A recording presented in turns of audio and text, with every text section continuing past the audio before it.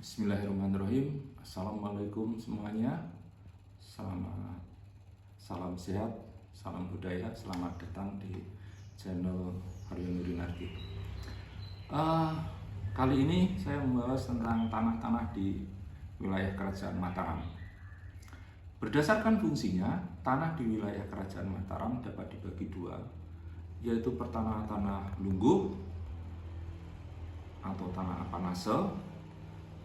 Tanah ini adalah tanah atau bumi gaduhan yang diberikan kepada para sentono, yaitu kerabat raja, atau para naroprojo atau birokrat raja sebagai ganti gaji mereka, yaitu gaji para sentono maupun naroprojo itu tidak dalam bentuk uang, tetapi dalam bentuk tanah, yaitu bumi tanah atau siti, yaitu bumi palungguhan atau bumi jabatan.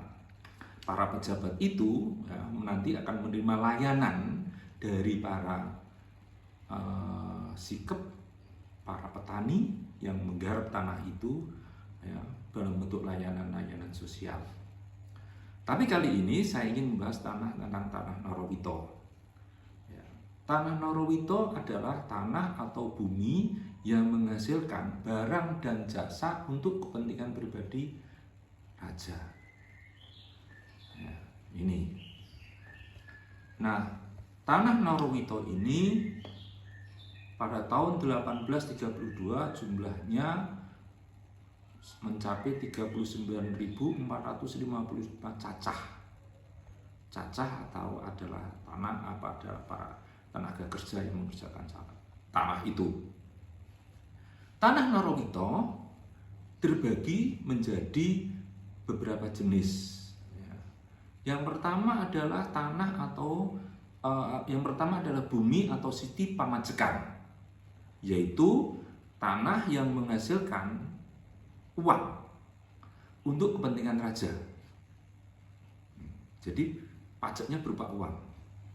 Jumlah bumi pamajekan atau siti pamajekan pada tahun 1832 mencapai 2.610 cacah.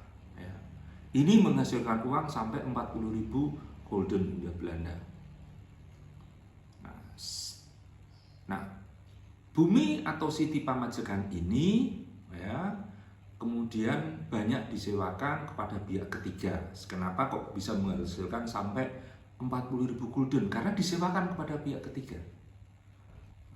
Disewakan. Dari situ raja mendapatkan pemasukan dari bumi atau siti pamajekan. Nah, sebelumnya biasanya juga raja juga menjadikan bumi pamajekan itu menjadi dalam bentuk pajak, jalan, tol, ataupun pasar. Dan pola ini ditiru oleh beberapa pejabat di Pantura yang menggunakan sistem pajak tol. Jadi kalau melewat itu membayar. Kenapa membayar? Karena nanti mendapatkan jaminan keamanan kalau lewat di situ. Demikian juga pasar, masuk pasar atau yang berdagang di pasar di situ harus membayar. Sampai sekarang kan masih dalam bentuk retribusi. Yang kedua adalah bumi panggrembe, yaitu tanah-tanah yang menghasilkan barang untuk keperluan raja atau istana. Bisa dalam bentuk sawah yang ditanami padi pulut atau tanaman lain untuk keperluan istana, misalnya kelapa, sirih, minyak kelapa, dan termasuk berbagai macam bunga. Beberapa desa di Norowito itu seperti Krapyak, Baki, Laban, Karanggede itu menghasilkan jenis-jenis tanaman yang seperti itu. Termasuk sebetulnya bunga melati. Bunga melati itu juga istana butuh, karena kalau enggak wanginya dari mana nanti? Padi pulut, kelapa, dan sebagainya. Semuanya untuk kepentingan istana atau raja. Nah, jumlahnya khusus untuk padi pada tahun 1832 mencapai 1.418 cacah, menghasilkan sampai 25 gulden dalam setahun. Atau juga tanah bumi panggrembe itu menghasilkan rumput. Tahun 1832 tanah-tanah yang menghasilkan rumput untuk kepentingan istana, yaitu untuk kudanya raja, itu sampai 1.123 cacah. Ketika disewakan pada pihak ketiga, hasilnya sama, lebih tinggi, yaitu 25.000 gulden dalam setahun. Jadi cukup besar. Ya. Bahkan khusus untuk rumput untuk kebunnya raja itu jumlahnya 408 cacah menghasilkan khusus untuk kebunnya raja rumput-rumput di situ. Tapi karena lebih ada juga yang disewakan sampai mencapai 1020 gulden dalam setahun. Yang ketiga adalah bumi geladak.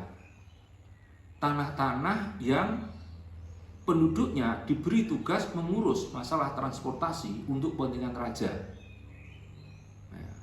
Mulai dari kuda-kuda raja, perahunya raja, karena dulu itu Bengawan Solo, itu aliran sungai Bengawan Solo, itu perdagangan ramai di situ. Pelayaran perdagangan dari muara sampai ke hulu ramai di situ. Pesta-pesta raja dan sebagainya. Penduduknya yang berdiam di sini, di bumi geladak ini punya tanggung jawab untuk melihara sarana transportasi yang dimiliki oleh para raja. Juga termasuk sebenarnya raja dalam ini adalah istana raja.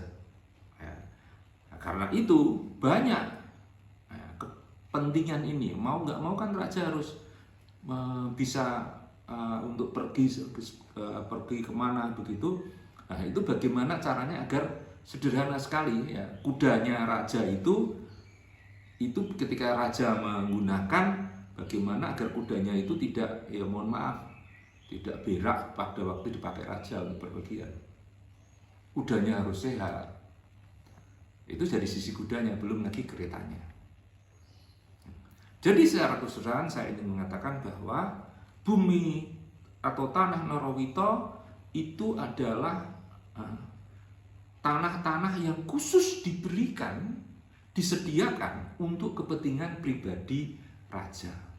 Dari situ raja bisa mendapatkan sumber pendapatan atau sumber layanan untuk kehidupannya.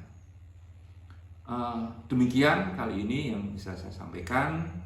Semoga bermanfaat. Wabillahi taufik wal hidayah. Wassalamualaikum warahmatullahi wabarakatuh. Sukses selalu untuk Anda semuanya.